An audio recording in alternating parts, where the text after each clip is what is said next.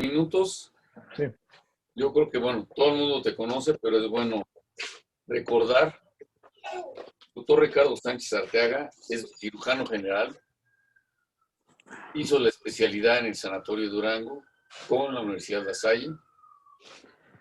Tiene consultorio aquí mismo en la torre con nosotros, en la Clínica Londres y en el Hospital General Aguilar.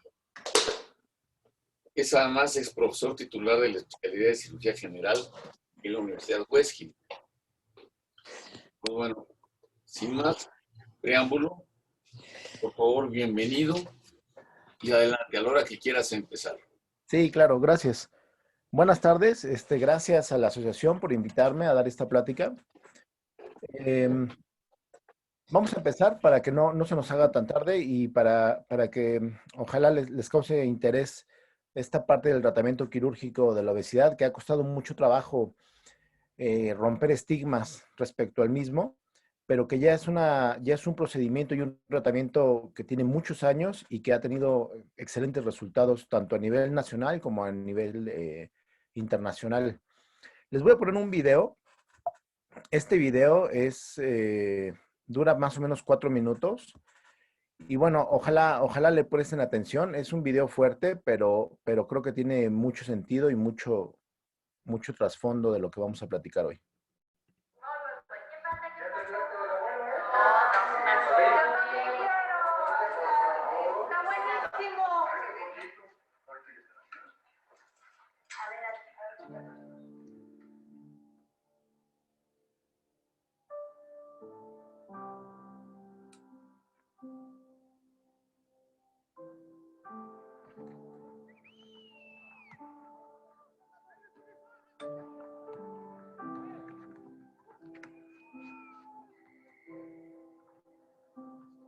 No vi en qué instante fue cuando se desvaneció.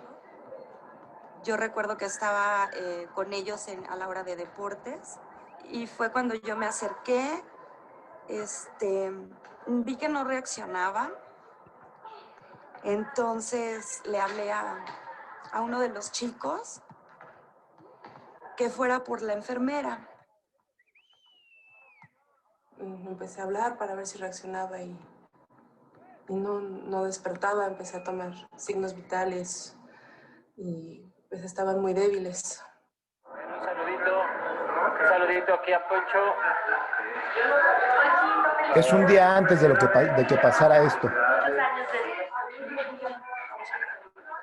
Poncho. ¿Cómo sientes? Salúdame. Pues no, a fin de cuentas no nos supieron decir ni de qué. Era fuerte, era muy fuerte mi niño. Estaba en la oficina y recibí la llamada. Se me hizo muy extraño que me llamaran del colegio. Y no podía creerlo. No podía moverme en ese momento porque me impactó mucho lo que me estaban comentando, lo que me dijeron. Y no sabía qué hacer, no supe qué hacer. Me dijo que le había pasado algo al niño. Salí corriendo. Luego en el camino me volvieron a hablar. Y me dijeron que se lo habían llevado al hospital y me fui directo para allá. Al llegar al hospital, pregunté por él y salió un doctor y me dijo que mi hijo había muerto de un infarto. Sí, ¿cómo puede ser que un niño de 12 años se muera de un infarto? Pensé, me puse a gritar como loca. Dije que no era cierto, que estaba mal, que ese no podía ser mi hijo. Hoy entiendo que uno como padre ves a tus hijos crecer y piensas que están sanos. Desafortunadamente no te das cuenta y pasas por alto muchas situaciones que en el caso de Poncho fue lo que me pasó. Nunca nos dimos cuenta, no me di cuenta realmente de que su alimentación, en que no hiciera ejercicio, sobrepeso, le causara la muerte. Bueno, mira, el resultado de la necropsia fue muy claro. Él tuvo un problema de las arterias coronarias, estaban ocluidas, y también se detectó que tenía hígado graso. Entonces, bueno, todo esto desencadenó en un infarto agudo al miocardio, ¿sale? Muy posiblemente el chaparrito haya cursado con una hipertensión por la misma causa, por la oclusión, ¿no? Los ateromas, las placas de ateroma que tenían en todas sus arterias. A fin de cuentas, todo esto derivado de la obesidad.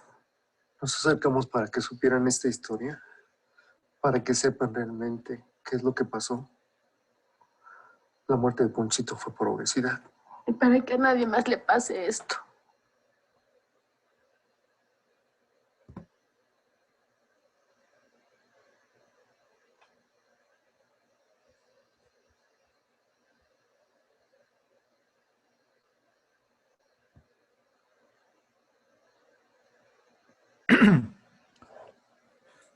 Ok.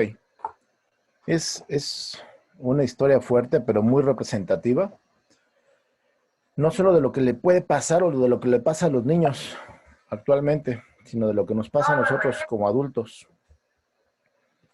Y no podemos hablar del tratamiento quirúrgico de la obesidad sin primero dar la definición de qué es obesidad. Y según la Organización Mundial de la Salud, pues es una enfermedad no transmisible multifactorial, compleja, y es definida por una adiposidad excesiva que puede afectar la salud. Así es como lo define la OMS. Y bueno, es que todos sabemos que a nivel mundial la prevalencia de la obesidad y del sobrepeso está cada vez afectando a más personas, niños, adolescentes, adultos, y seguirá aumentando década con década. De hecho, la prevalencia de la obesidad entre los niños de 5 a 19 años se cree que va a estar alrededor del 20% o ya está alrededor del 20%. Y es que 1 de cada 5 adultos va a tener obesidad en el 2025, o sea, a la vuelta de la esquina, estamos en el 2022, en 3 años. Vean esta diapositiva en la cual nos dice que, bueno, 2,000 millones de personas ya están afectadas, 4,000 millones de muertes anuales en el mundo por culpa de la obesidad. Se triplicó la obesidad, la prevalencia de la obesidad desde el 1975 a la actualidad se ha ido triplicando y así va a ir sucediendo conforme sigan pasando los años. Y bueno, si bien estas primeras diapositivas van enfocadas a la niñez y a la adolescencia, va enfocado en realidad a todo, ¿no? Y es que el sobrepeso y la obesidad están asociados a múltiples consecuencias adversas en la vida adulta. Lo que sabemos es que si un niño sube de peso, la probabilidad de que después de haber subido de peso, la probabilidad de que baje de peso y la mantenga va a ser muy difícil. Y esto va a hacer que aumente la probabilidad de tener riesgos y enfermedades no transmisibles cuando sea adulto. Es decir, si tenemos un niño con sobrepeso o obesidad, lo más seguro es que de adulto va a tener sobrepeso o obesidad.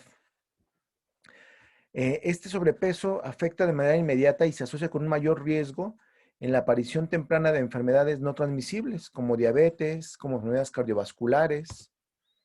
Y no solo eso, también la obesidad infantil en adolescentes, pero también en adultos, tiene consecuencias psicosociales.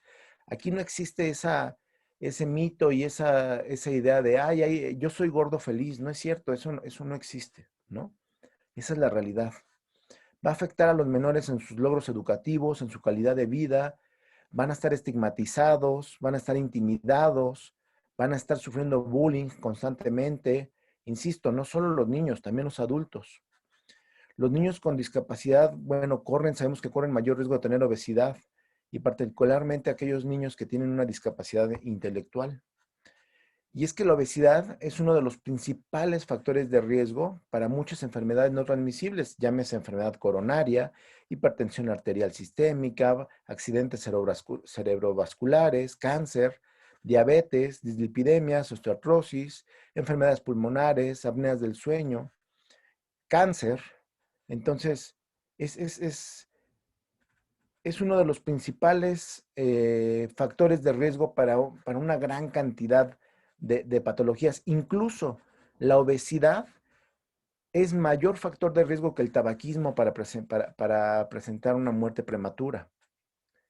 Es el principal factor de riesgo modificable, que eso es muy importante, el principal factor de riesgo modificable para tener diabetes mellitus. Nos va a causar problemas de salud mental junto con diferentes grados de limitaciones funcionales. O sea, todos a lo mejor lo pensamos, o a lo mejor nadie se lo ha preguntado, pero ¿qué hace un paciente con sobrepeso o obesidad en el día a día, como por ejemplo ir al cine? O por ejemplo subirse a un avión, aviones que son lugares pequeñitos. ¿Cómo le hace un paciente con obesidad o sobrepeso? Va a tener muchas discapacidades relacionadas con esto, prejuicios sociales y sobre todo, y una gran parte de ellos, discriminación. Y es que hay que pensar que también puede tener causas y determinantes como problemas genéticos, la biología, acceso a la atención médica. No todos los pacientes, no todos, y sobre todo en este país, no toda la gente tiene acceso a una buena atención médica y de calidad, acceso a atención médica de salud mental, o bien que puedan tener una dieta adecuada. No toda la gente puede pagar por tener un nutriólogo, o incluso puede pagar por un nutriólogo, pero no toda la gente puede pagar por tener una dieta adecuada y balanceada. Factores socioculturales, eso es muy importante porque si bien en México antes comíamos muy sano, éramos personas que en general, o eran personas que en general comían muy sanas, esta parte en la cual se han ido metiendo alimentos anglosajones, el tipo de vida en el que ahora estamos llevando, bueno, pues ha hecho que empecemos a hacer cambios en nuestra dieta, de nuestra dieta inicial y original, ahora a comer muchos alimentos procesados. Y claro, la economía y el medio ambiente que van a ser muy importantes. Ahora, ¿cómo medimos el sobrepeso? Hay muchas maneras de medir el sobrepeso. Unas más exactas que otras, por supuesto, unas que requieren instrumentos más especializados que otros, ¿no? Pero en general, a grosso modo, lo que dice la OMS es que el índice de masa corporal sigue siendo muy válido para poder medir sobrepeso y obesidad en pacientes, tanto niños, bebés, adultos. Y de esto, bueno, lo vamos a definir con una obesidad a pacientes que tienen un índice de masa corporal mayor o igual a 30 kilogramos. Y ya la OMS nos dice o nos marca las pautas de que de 25 a 29, antes, como van a ver en la siguiente diapositiva, decíamos que tenían sobrepeso. Ahora ya la OMS lo denomina preobesidad. Ya no es sobrepeso. Entonces, ¿cómo es que queda el índice de masa corporal? Bajo peso, bueno, menos de 18 de índice de masa corporal. Normal, entre 18 y 24.9. Sobrepeso o preobesidad, de 25 a 29.9. Obesidad grado 1 de 30 a 34.9, obesidad grado 2 de 35 a 39.9 y obesidad grado 3 de 40 a 45. Y después de eso, también la OMS ya tiene ya tiene establecido otras normas, como el superobeso, el superobeso, ¿ok? Que ya son medidas arriba de los 45, 50 de índice de masa corporal. Ahora, esto es el preámbulo de qué es la obesidad y cómo puede afectar a los pacientes. Pero ¿qué tenemos que hacer? ¿Qué recomendaciones tenemos que dar?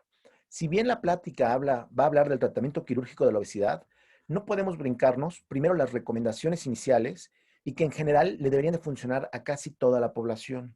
Estas recomendaciones son muy fáciles de seguir y básicamente son cambios de hábitos de vida, hábitos saludables de vida.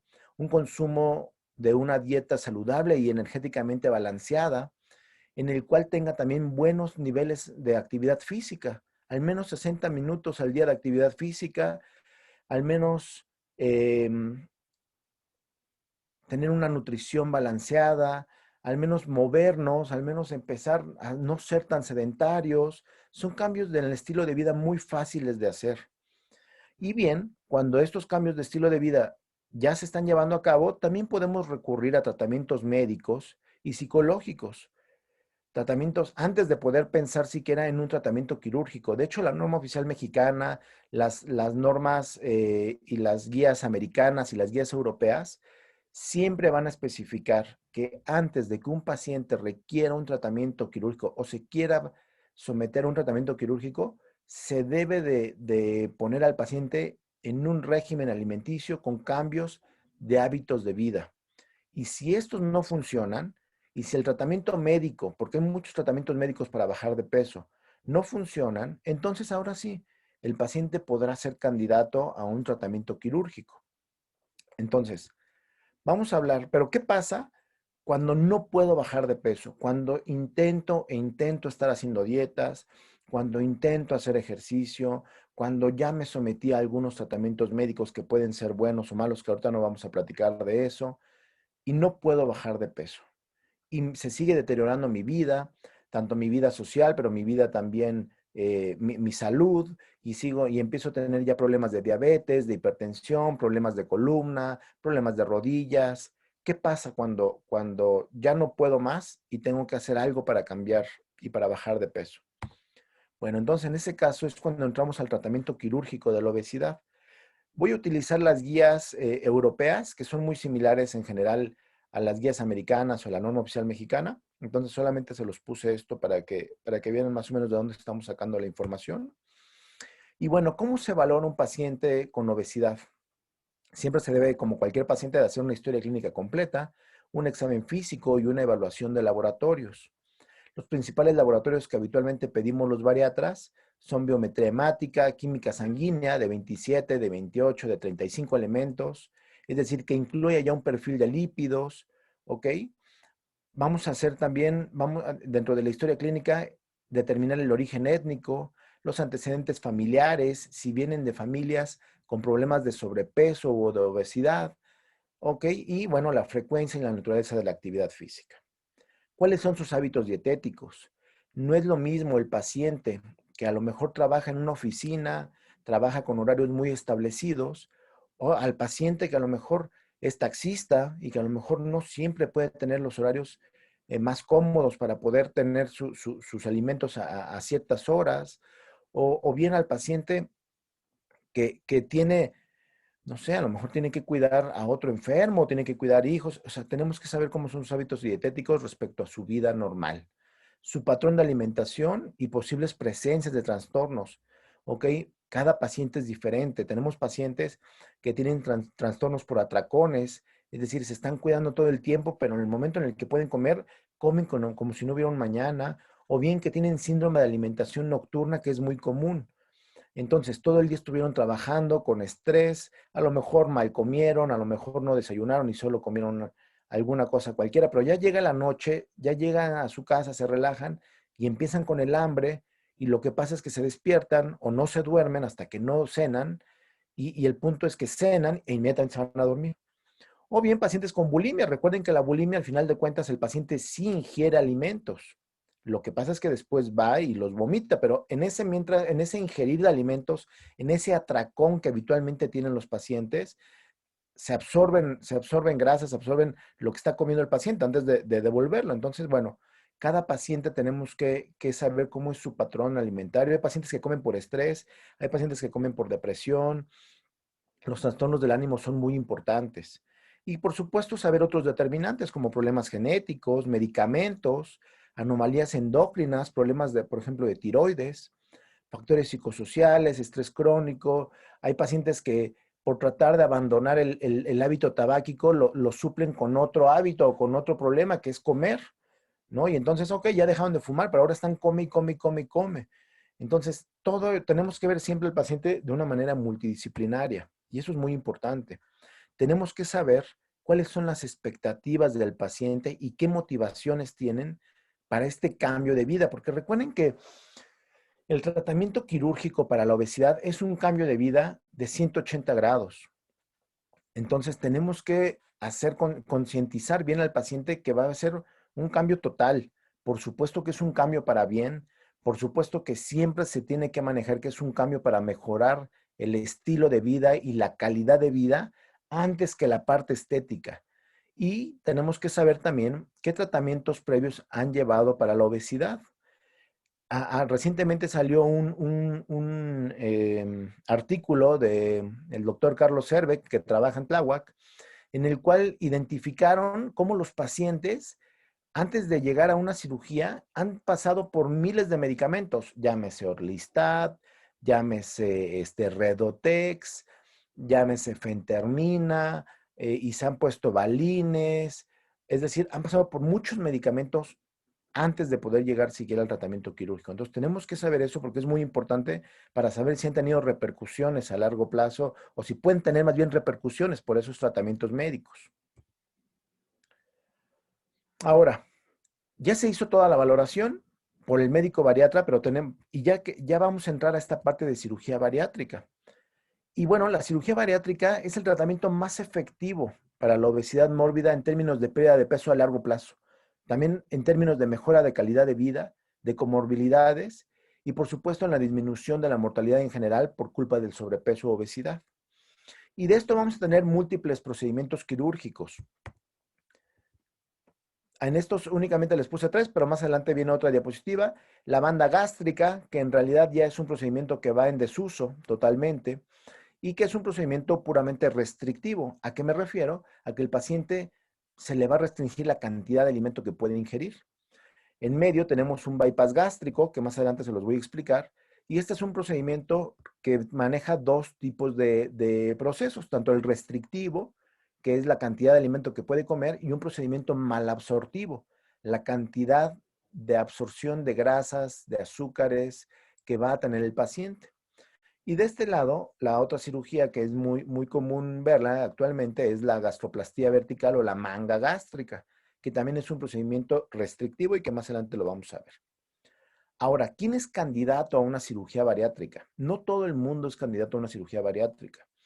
Pacientes, lo que nos habla la norma oficial mexicana y lo que nos hablan las guías, es que son pacientes de 18 a 60, en algunos casos hasta 65 años, con índice de masa corporal arriba de 40.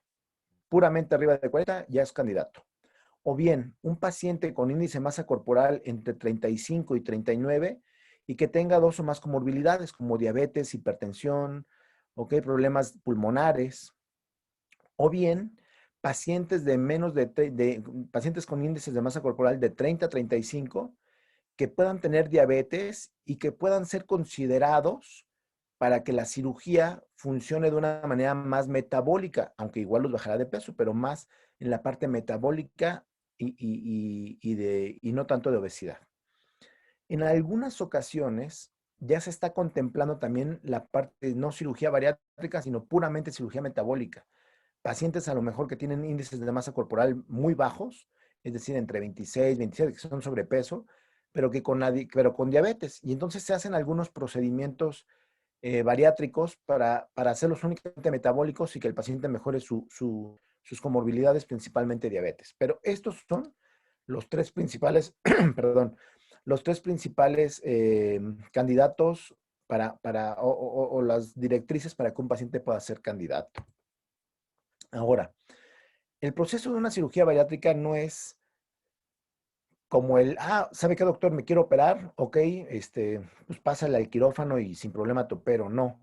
El proceso para un paciente que se quiere operar para una cirugía bariátrica debe llevar todo un equipo multidisciplinario detrás de él. Se necesitan habilidades multidisciplinarias que puedan ayudar al paciente no solamente a hacer esos cambios de vida que va a requerir durante su proceso antes de la cirugía y después de la cirugía. También debemos de considerar que para poder operar pacientes debemos de tener el equipo multidisciplinario completo, que básicamente es un cirujano bariatra, un psicólogo, un psiquiatra, si es que se requiere, un nutriólogo y un médico internista o bien un cardiólogo. Esto es como el equipo multidisciplinario más básico con el cual un paciente podría operarse. Pero no hay que dejar de lado que son pacientes muy complejos. Son pacientes que pueden ya traer problemas pulmonares, que pueden traer problemas endocrinológicos, que pueden traer problemas ortopédicos. Y entonces el equipo multidisciplinario se puede hacer tan grande como el paciente lo requiera, que eso es muy importante. Entonces, hay pacientes que requieren ortopedistas, que requieren cardiólogos intervencionistas, que requieren radiólogos especialistas, que requieren endoscopistas, ¿ok? Entonces, Pero a grosso modo, el paciente bariatra común que va a llegar de primera vez al consultorio y que se le va a explicar con quién tiene que trabajar es psicólogo, nutriólogo, internista y un bariatra. ¿Qué tipos de cirugía existen? Existen muchos tipos de cirugía a nivel mundial. Sin embargo, pocos son los que realmente están autorizados por FDA o por alguna de las asociaciones bariátricas. Manga gástrica. Existe la derivación biliopancreática que se hace más en Europa. Bypass gástrico, que se hace mucho en Europa y en América. Banda gástrica, que en algunos lados todavía se usa, pero que ya está en total desuso. Balón intragástrico. El balón intragástrico, más que un proceso quirúrgico, es un proceso endoscópico, es un procedimiento endoscópico y que se lleva a cabo todavía en muchos lados del país, en muchos lados a nivel mundial es aceptado, y que vamos a platicar únicamente en esta sesión de la manga gástrica y del bypass gástrico. ¿Por qué? Como les dije, la banda está en desuso. La derivación biliopancreática es un procedimiento muy agresivo que en su momento donde yo me formé, se hicieron algunas derivaciones y a los pacientes no les iba bien. Entonces, en general, no está autorizado ni aprobado para hacerse acá. Y el balón es más bien un proceso endoscópico un procedimiento endoscópico que, bueno, eso podría ser tema de otra sesión. Ahora, antes de que les enseñe cómo es la cirugía siempre es muy interesante porque uno, además de ver los videos y los videos animados, pues lo que quiere también uno en un determinado momento es ver la vida real, ¿no? ¿Cómo es que se hace? Entonces, lo que quiero primero es ponerles videos de animación para que me entiendan más o menos cuando veamos el video ya en vivo. Entonces, la manga gástrica es un procedimiento puramente laparoscópico y es un procedimiento restrictivo. ¿Qué es lo que hacemos en esta cirugía? Lo que hacemos es grapar y cortar el estómago de manera que este estómago va a quedar como una manga o como un estómago tubular. ¿Cuánto se corta? Aproximadamente entre un 60 y un 70% de este estómago se va a cortar, se va a grapar y se va a cortar. ¿Cuál es la finalidad de esta cirugía? Bueno, que el paciente coma menos, de la mano del nutriólogo, que mejorará la calidad de los alimentos, mejoran calidad, disminuyen cantidad, el paciente baja de peso, pero muy importante, lo puede sostener a lo largo de los años. Por otro lado, ok, ¿quién es candidato a la manga gástrica? En general, casi todos somos candidatos. ¿Cuáles son las contraindicaciones relativas de esta cirugía? Un paciente con hernia hiatal o bien un paciente con reflujo gastroesofágico, porque esta cirugía, al momento de hacer el corte del estómago, modificamos la anatomía y las adherencias que tiene el estómago propiamente al cuerpo y entonces se va a convertir en una cirugía que puede causar mucho reflujo. Por eso pacientes con hernias hiatales o reflujo no deben de ser candidatos o no son los más idóneos para esta cirugía. Por otro lado, el bypass gástrico va a combinar dos tipos de procesos o procedimientos. El procedimiento restrictivo, es decir, la cantidad de alimento que el paciente puede comer, y un procedimiento malabsortivo. ¿Qué es lo que hacemos? Con el estómago que ya tenemos, vamos a grapar y a cortarlo de tal manera que vamos a hacer una bolsa pequeña de ese estómago, que se llama pouch gástrico. ¿Cuánto le cabe? Más o menos entre 15 y 20 mililitros. Y después nos vamos a ir al intestino delgado. Recuerden que el intestino delgado es donde se absorben todos los alimentos, grasas, azúcares, almidones. Entonces, lo que vamos a hacer es que nos vamos a brincar. En México estandarizamos que sean 2 metros de intestino delgado aproximadamente, lo que nos vamos a brincar con estos pacientes. Entonces, más o menos un paciente tiene entre 5 y 6 metros de intestino delgado, nos brincamos 2, solamente podrán absorber en los últimos 4 metros de su intestino.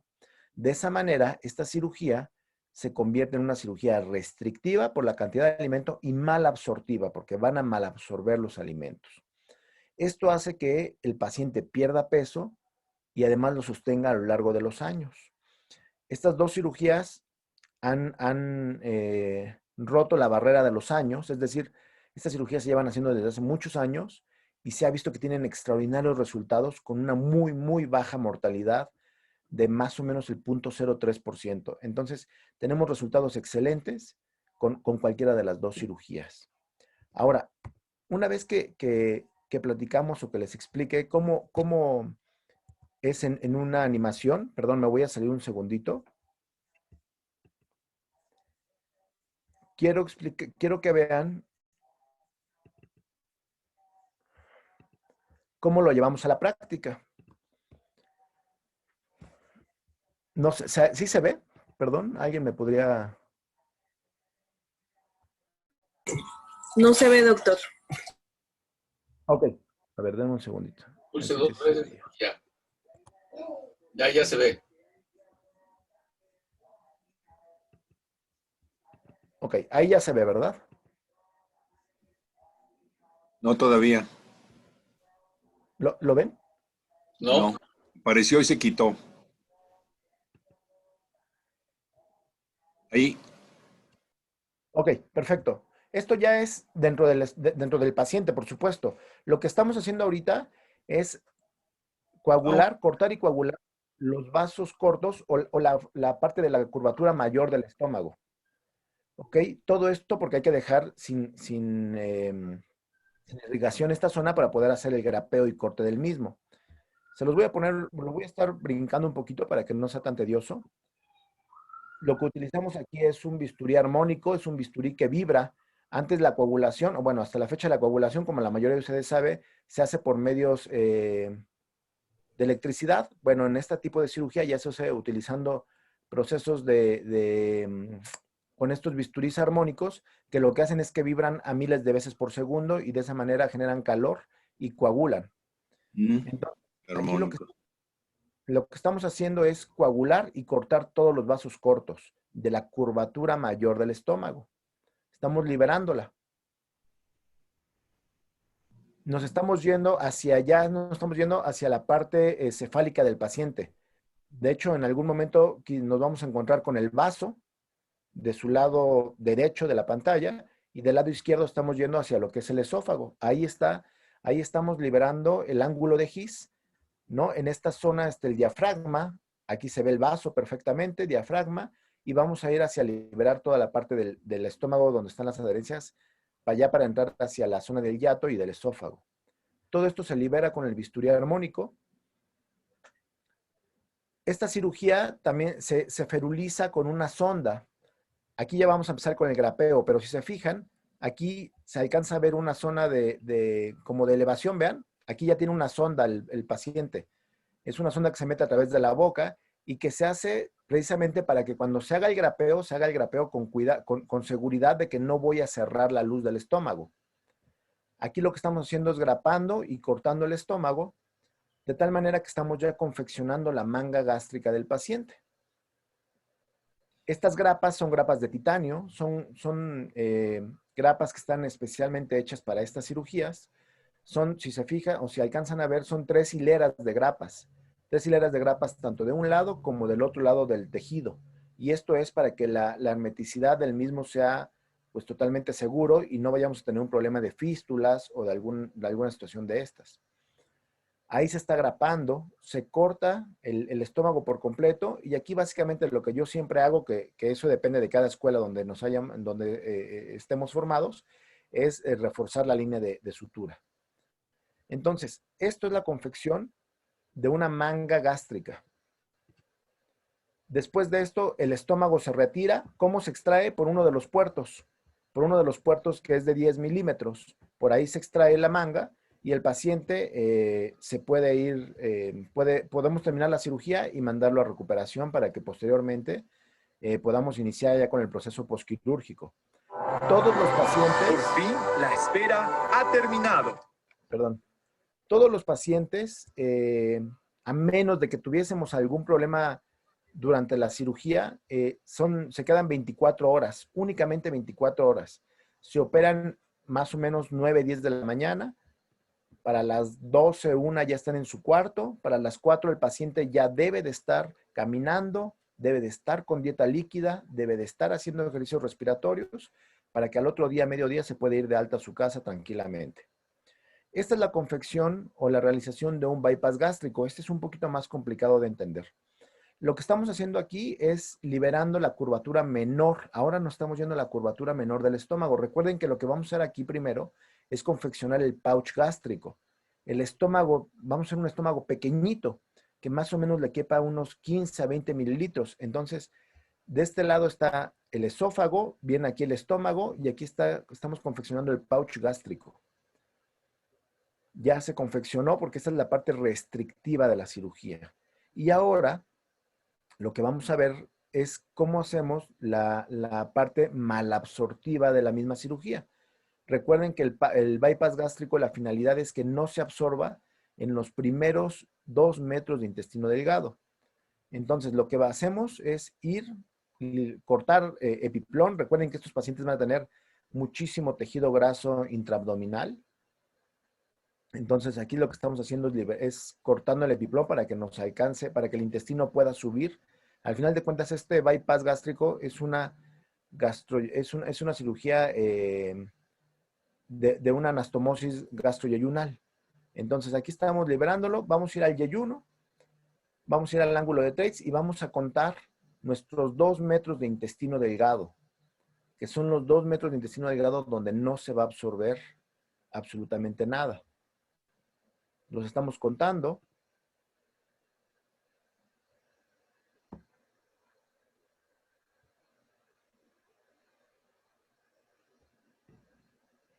¿Y qué vamos a hacer? Lo que vamos a hacer es que una vez que ya tenemos contados los intestinos, vamos a utilizar la engrapadora para poder conectar el intestino con el estómago. Aquí ya se hizo la primera anastomosis, la primera unión, la gastroyeyuno anastomosis. Y esto es para que el alimento venga a esófago, estómago y caiga directamente al intestino delgado. Esta es la primera parte de la cirugía. Y después vamos a terminar de confeccionar el procedimiento. Este procedimiento es un bypass gástrico en Y de Rux. ¿Qué quiere decir que sea en Y? Que tenemos que hacer una unión más para poder unir el yeyuno con el yeyuno. Y de esa manera podamos confeccionarla como un bypass en Y de Ru. Ahora existe un nuevo procedimiento que se llama mini bypass gástrico, que posiblemente algunos de ustedes ya lo han escuchado.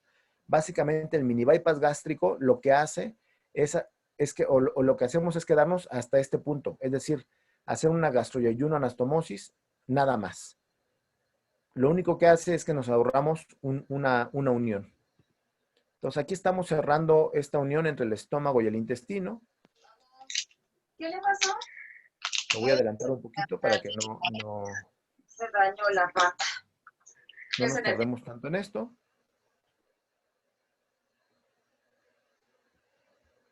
Y después, aquí ya estamos haciendo la unión entre el yeyuno y el yeyuno. Por eso se llama bypass gástrico en Y de Rux. Hacemos la unión. Y esto es básicamente para que las sales biliares se unan acá abajo y no tengan que subir y que puedan generar algún reflujo de tipo biliar.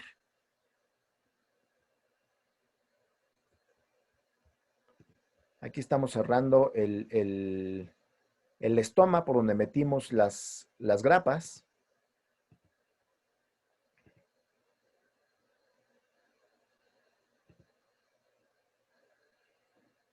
Lo voy a adelantar un poquito.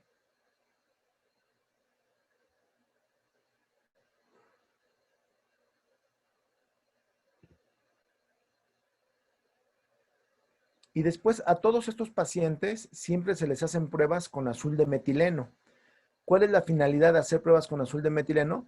Saber que estén herméticos, que estén bien cerradas las uniones y que las zonas donde se grapó también estén bien cerradas. Entonces lo que hacemos es que colocamos aquí ya estamos haciendo la sección de lasa para que ya se quede confeccionado bien. Esto ya es más técnico.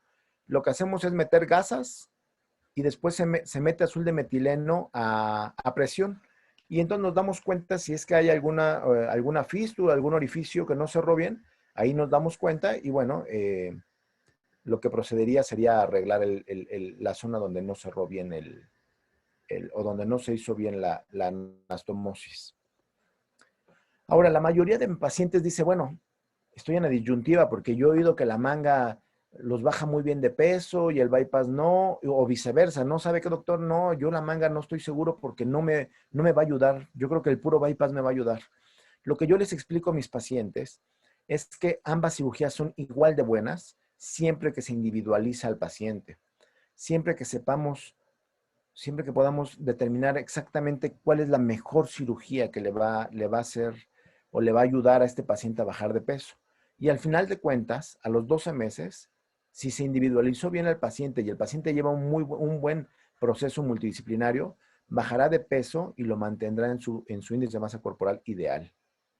Ahora, solamente les traigo unas gráficas para demostrar lo que estoy platicando respecto al éxito que tiene este tipo de No se ven las cirugías. gráficas. En esta gráfica lo que nos está demostrando, No se ven las o lo que gráficas. tratan de demostrar es cómo es la pérdida de exceso de peso, el porcentaje de exceso de peso, tanto con manga como con bypass gástrico, a lo No se largo de ven las los meses o gráficas. de los Ricardo, años. El Ricardo, no exceso se de ve peso, vean cómo va siendo a lo largo de los años, va mejorando y no lo reganan. ¿Sí me escuchas, ¿Qué es lo que Ricardo? tenemos? ¿Cuál es el problema con la mayoría de pacientes que bajan de peso, que hacen Ricardo. dietas, que toman medicamentos, que bajan de peso, pero al mes... No ven las gráficas. ¿No se ven? No. No se ven las gráficas. Ay, a ver. Detener. A ver. ¿Ahí ven mis gráficas? No. No, no se ven. Ok, a ver.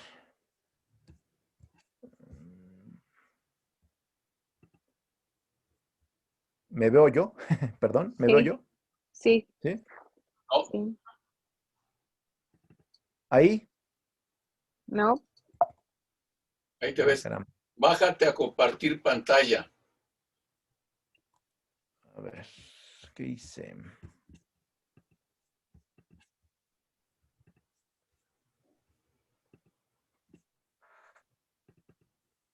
¿Ven mi...?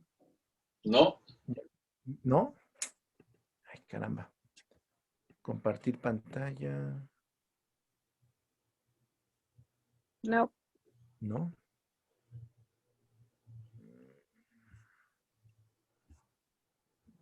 ¿Me veo yo? sí. A ver, compartir pantalla. Aquí deberíamos ya de... No, se sigue sin ver. A ver, espera. Pero, ¿sabes qué?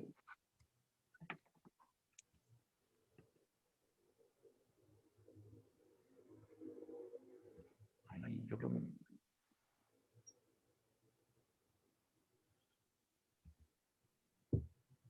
Ah, mira, no.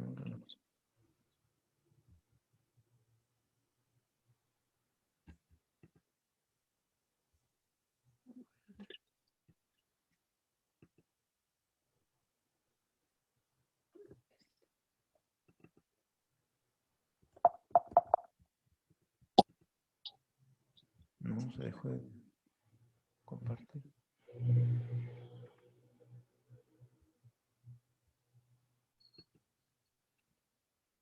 Mm.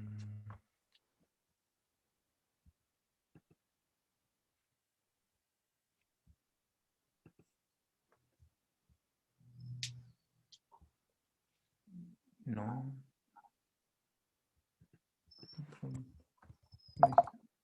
Dejar de compartir. A ver, aquí otra vez me veo.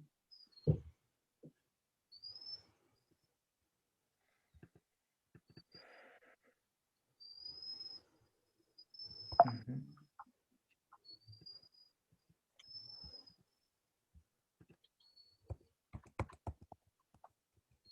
Yo sí veo. No estoy haciendo nada fuera de lo normal.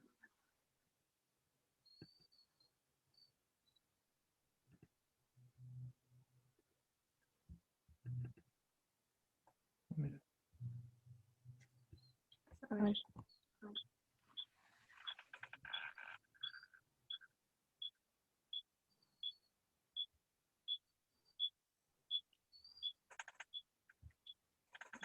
No.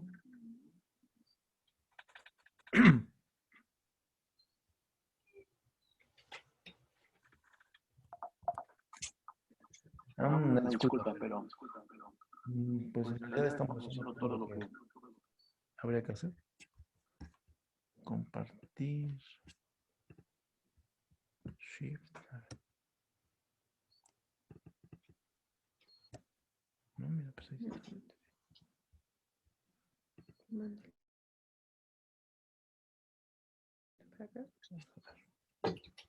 No se deja.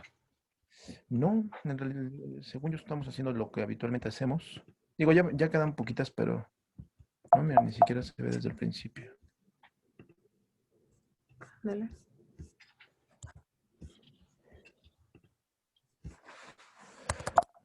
¿Y si le intentas mandar? Pero, ¿cómo?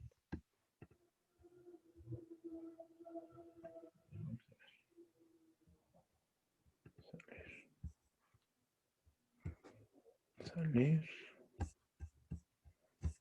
A ver, vamos a hacer un último intento. No, es que están, pues ya deberían de verlo, pero no sé.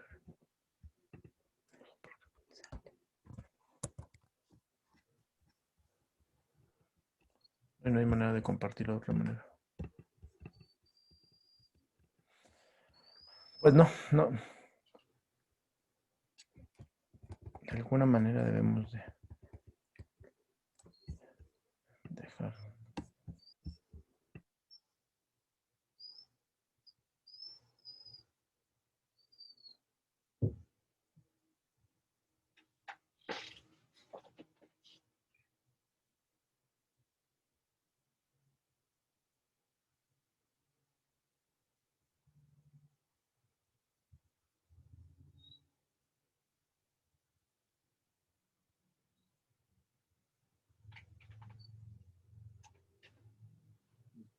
Está reiniciando su sesión para ver si ya con eso puede compartir.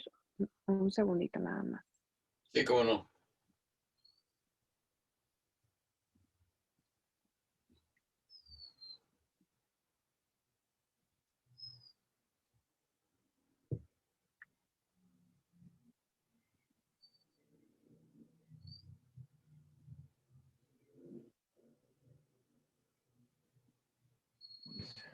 Ok. A ver, vamos a ver si ya. Ya. Ok, entonces, bueno, lo que les comentaba de esto de las gráficas nada más es que al final de cuentas, tanto manga como bypass van a ser igual de buenas, siempre que se individualiza el paciente.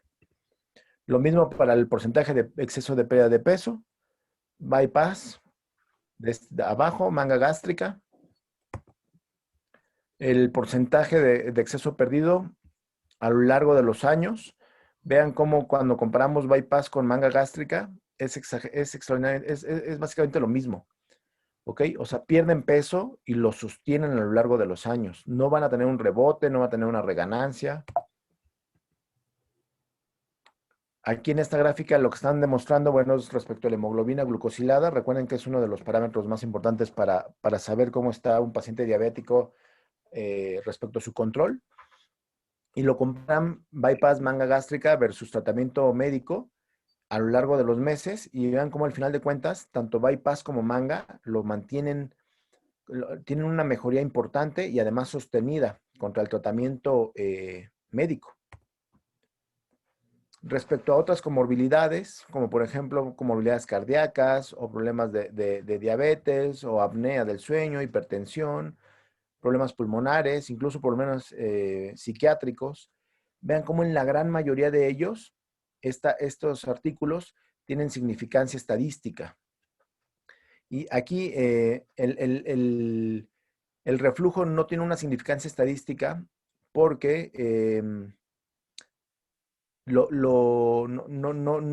este artículo no era propiamente para medir eso, pero lo que sabemos es que el bypass gástrico es útil para el reflujo. De hecho, es una cirugía antirreflujo. Por último, les puedo yo poner 1000 gráficas de cómo mejoran, les puedo poner artículos y artículos de cómo los pacientes van a tener una mejor calidad de vida. Sin embargo, esto es lo más importante, ¿no? La calidad de cómo ellos viven su vida en un proceso posbariátrico. Cómo de ser pacientes retraídos, con sobrepeso, con problemas sociales, con problemas de salud, mejoran totalmente, mejoran en un porcentaje altísimo de su calidad de vida. Claro, les mentiría si les dijera que no hay pacientes que quizás tengan complicaciones, pero son los menos, son muy, realmente en la actualidad con la tecnología que tenemos y con la experiencia que ya tenemos en general en la mayoría de los lugares donde vamos a hacer residencias, ya estos procedimientos son muy, muy, muy seguros. Tan es así que, como les comento, casi el 100% de pacientes que operamos, tanto el doctor Eric como yo, a las 24 horas se van a su casa. A las 48 horas, estos pacientes ya están trabajando. Si es home office, desde el momento de su cirugía, o sea, desde el momento de su recuperación, hay unos que ya están trabajando. Y si no, llegan a su casa, descansan y al otro día en home office, perfectamente. Si es de oficina, 48, 72 horas que descansen y ya están yendo a su oficina a trabajar tranquilamente, ¿no? Entonces, estas, bueno, son las bondades del tratamiento quirúrgico. Disculpen estos minutillos que perdimos en tratar de arreglar esto, pero bueno, espero que haya sido de su agrado y que les haya gustado la presentación.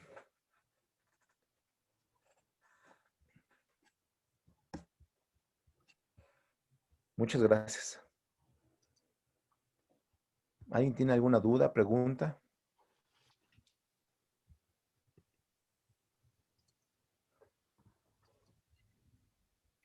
Yo sí tengo una pregunta. Sí, doctor. Y una pregunta, consulta. Y lo dejo a la discusión. Sí, lo escucho. Yo tengo una gastro y una anastomosis, que era el tratamiento que se usaba hace 30, 35 años para la úlcera. Sí. No había simetidina todavía, o empezaba, y los otros medicamentos actuales no existían. Entonces, bueno, a mí me hicieron gastro y una anastomosis con vagotomía y fundoplicación. Obviamente, no subo de peso, pero tengo que llevar una dieta de por vida. O sea, sí, claro. Yo creo que si el paciente que se le hace una reducción gástrica o un bypass, si no entiende que tiene que cambiar sus hábitos alimenticios, pues le va a ir peor psicológicamente, ¿no? Hay el dumping famoso, que es o una hipoglicemia que da por comer exceso de azúcares, pero hipoglicemia pavorosa que pierde uno el conocimiento, o bien un síndrome de mala absorción de diarrea de pasársela casi todo un día en el baño, ¿no? Por exceso de grasas o por lo mismo por exceso de azúcares, ¿no? Entonces, ¿qué tanto dumping, qué tantos problemas de este tipo tienen los pacientes? Ok. Es por eso que cuando se empezaron a dar cuenta de este tipo de situaciones, hubo que cambiar todo el paradigma y el equipo multidisciplinario es demasiado importante. Porque este tipo de problemas que usted me está comentando, dumping, malabsorción, cuidados con la alimentación, hasta la fecha sigue siendo. Es decir, el paciente bariátrico o el paciente con sobrepeso o obesidad que se va a operar de una cirugía bariátrica, tiene que estar consciente que es un cambio de vida, es un cambio de estilo de vida de 180 grados y para eso el psicólogo nos es muy útil porque le tiene que empezar a enseñar a que va a haber esos cambios de vida, pero que son para bien de su salud. Ahora con las técnicas que se utilizan, usted lo que me comenta, bueno, es una técnica por una úlcera gástrica. La técnica por úlcera gástrica es diferente a la técnica de un bypass gástrico. Pero siempre a estos pacientes se les tiene que estar recordando que deben de cuidar su alimentación, que la nutrióloga es extraordinariamente importante, que deben de tomar proteína, que deben de tomar vitamina como suplementos alimenticios, ¿ok? Entonces, sí existe el dumping, no es tan común como se dice, pero de que existe y de que el paciente puede tenerlo, sin duda lo es. El día que el paciente con un bypass gástrico come de más o come grasas de más y no le dio dumping, lo más seguro es que le va a dar diarrea, ¿no? Y muchos gases muy fétidos y todo un tema de deshidratación por la misma diarrea, ¿no? Entonces, por eso es que siempre a los pacientes los tenemos muy bien cuidados, los tenemos, por lo menos les exigimos, el primer año de su cirugía, les exigimos que tienen que estar yendo con nosotros cada 3 meses, tanto con nutriólogo como con bariatra, y si la psicóloga así lo requiere, con psicología también. Y después, poco a poco, el paciente se va adecuando y se va acostumbrando a esa vida.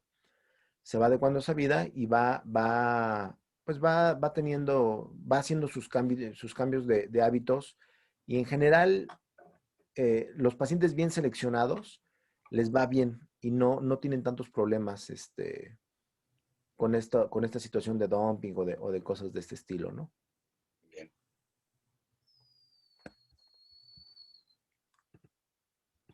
¿Alguien más tiene alguna duda, pregunta?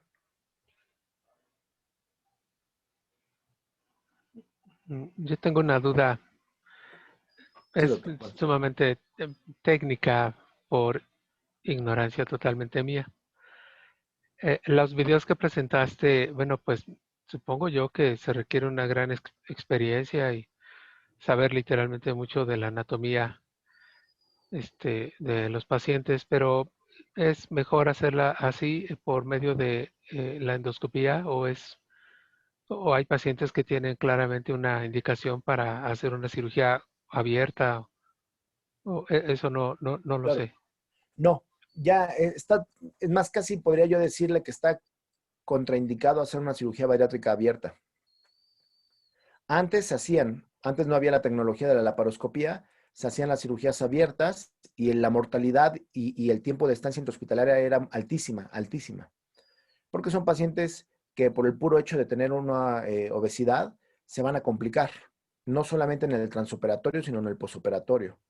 Entonces, no, la indicación es laparoscopía sí o sí, a menos de que por algún tema propio del paciente no tolerara la laparoscopía, entonces lo mejor es no hacer el procedimiento e irnos a otro tipo de tratamientos, como por ejemplo el balón intragástrico, que es un procedimiento endoscópico, o bien algunos medicamentos, como utilizar Saxenda, que es un medicamento inyectado, ¿no? Pero en general, la gran mayoría, o sea, todos los pacientes tienen que ser operados de primera intención por cirugía laparoscópica.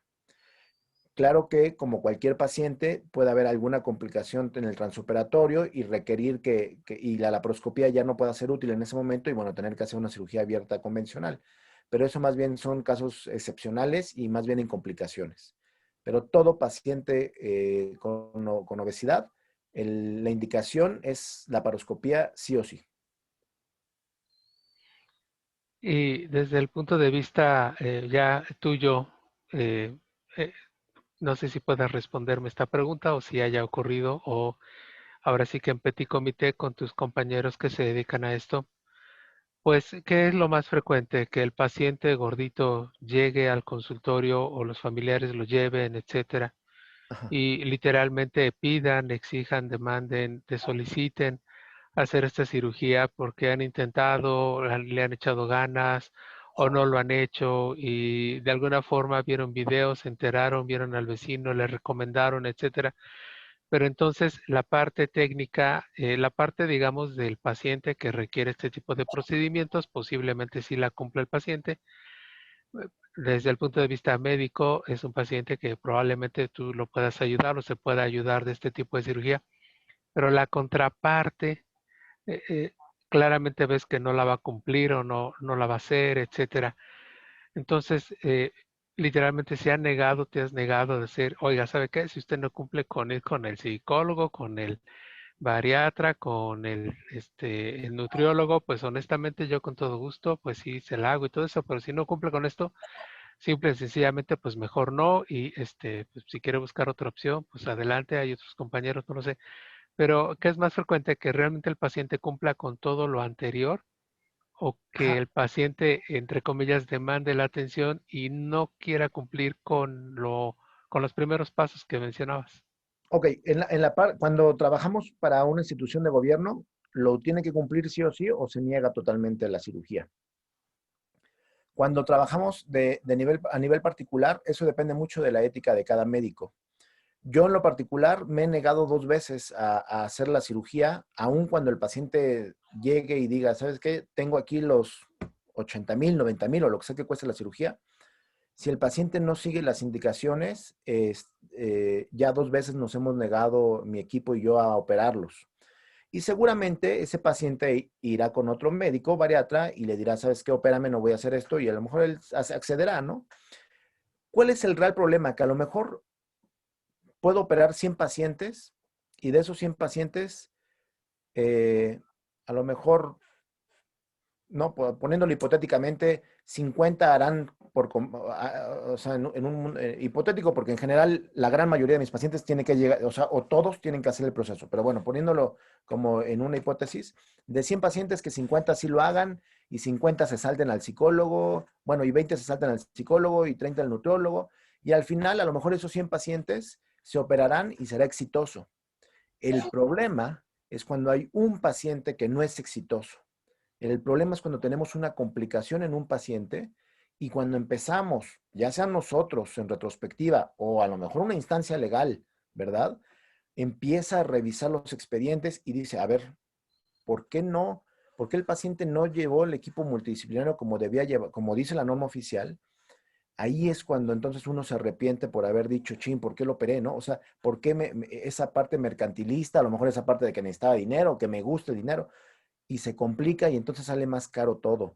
Entonces, ahí depende mucho de la ética del médico. Yo en lo personal, si el paciente no sigue las instrucciones como se le piden, no se opera. O bien, si alguien del equipo multidisciplinario dice o sugiere que no va a ser un buen paciente, no se opera. Se lo decimos con con toda la honestidad del mundo, les podemos ofrecer otro procedimiento y ya el paciente decidirá si quiere otro procedimiento diferente que no sea quirúrgico o bien irse con alguien que sí realmente lo quiera operar, ¿no? Un comentario y una pregunta que están haciendo. ¿Se puede? Sí, sí, claro. El video que pasaste, digo, es extremadamente impresionante. Lo más impresionante es que no se dieron cuenta. En la fiesta el niño se sienta y está disneico.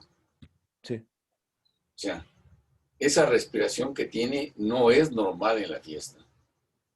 Entonces, desde ahí, pues, hay algo, ¿no? Uh-huh. Bueno, comenta la doctora Castañeda. Doctor Sánchez, mil gracias por su excelente presentación, gran éxito, avance. ¿En los niños procede si ya se agotó todo? Ajá, no. Por ejemplo, el niño que acabas de pasar. Sí. Hay algunos países como la India que ya está operando niños de 8 o 9 años. Aquí en México, en Estados Unidos, las regulaciones son a partir de los 16 años que puedan ser candidatos a un procedimiento quirúrgico. ¿Por qué? Por varias cosas. Primero, porque el paciente, el niño, el adolescente, sigue en un periodo de crecimiento y de desarrollo. Y el hecho de hacerle algún proceso quirúrgico en el cual va a disminuir la cantidad de aporte tanto de proteína, de vitamina, etcétera, puede ser que disminuya o que retrase el proceso de desarrollo de este paciente. Entonces, en estos niños, definitivamente lo que se hace es cambios de hábitos alimenticios a lo más que hasta que lleguen pues a un punto en el que ya se puedan operar y sean candidatos. Pero en un primer inicio, aquí en México no se hacen, a menos de que sea un paciente ya con una obesidad mórbida muy importante, o sea, pero mórbida muy importante, ¿no? Y obesidad grado 2, grado 3 o más allá de eso, que el paciente, realmente yo tengo conocimiento de pocos médicos que hacen ese procedimiento y que lo han hecho en pacientes de 14 años, cuando mucho, pero es un procedimiento que legalmente no está autorizado, que se puede hacer, pero que legalmente no está autorizado y que habría que pues tener mucho cuidado, ¿no? Platicarlo bien con los papás. Ya. Bien. ¿Algún otro comentario?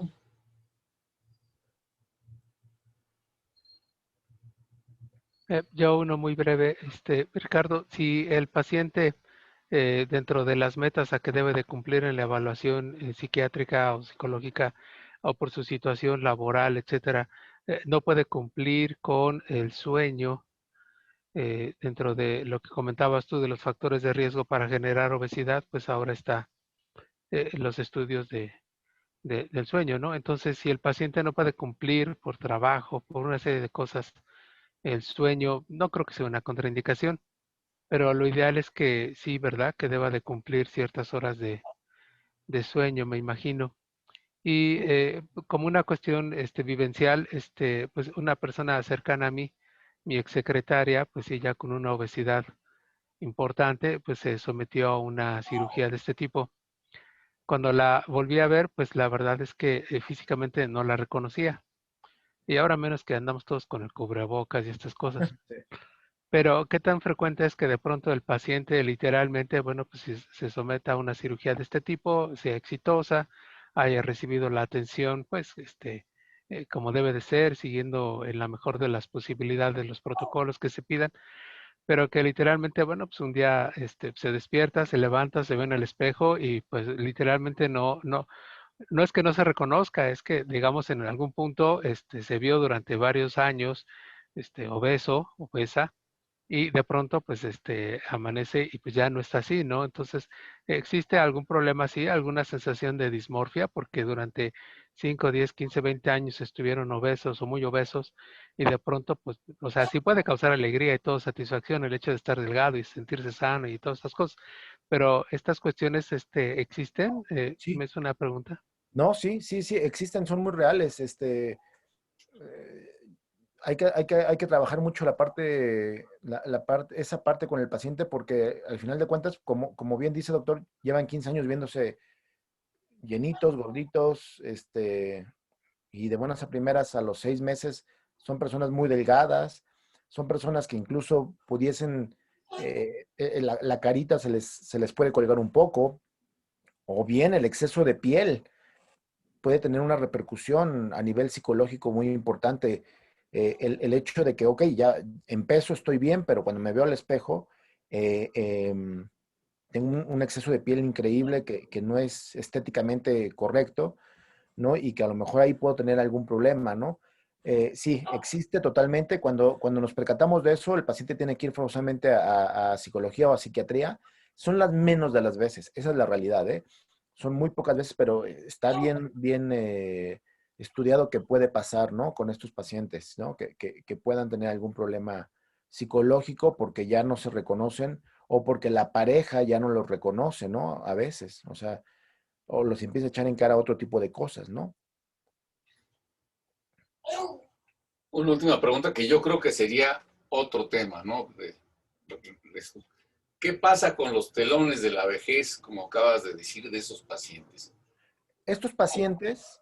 Perdón, esos pacientes que ya perdieron mucho peso, que tienen un exceso, ¿qué porcentaje de pacientes ameritan cirugía plástica? Ok, mire, a diferencia de lo que se cree, lo que pasa es que a veces tenemos la idea de los kilos mortales, ¿no? De este programa de Discovery Channel en el que operan pacientes americanos gigantescos. Gigantescos me refiero a no solo de peso, sino de altura, ¿no? Los americanos, como saben, son muy grandes. Y una vez que bajan de peso, a lo mejor esas imágenes de que la piel se cuelga muchísimo, pues son muy estrepitosas y bueno, después van a cirugía plástica. Acá en México no tenemos, no es ese problema tan severo como uno pensaría. Pacientes jóvenes con un sobrepeso, obesidad grado 1, obesidad grado 2, la gran mayoría no queda con tejido o con piel, con colgajos, pues, ¿no? Literal, con colgajos de piel, casi no quedan con eso.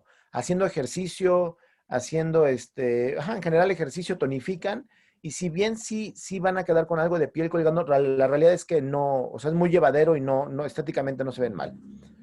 pero sí hay un porcentaje en el que son pacientes con un sobrepeso muy importante, que empiezan a bajar de peso y bueno, el tejido, la piel es realmente muy excesivo, tanto así que pueden incluso causarles otro tipo de problemas, hongos en la piel, que esta piel entre los pliegues se macere, se lesione. Y entonces, bueno, si estos pacientes se mandan a cirugía plástica para poder hacer una cirugía reconstructiva.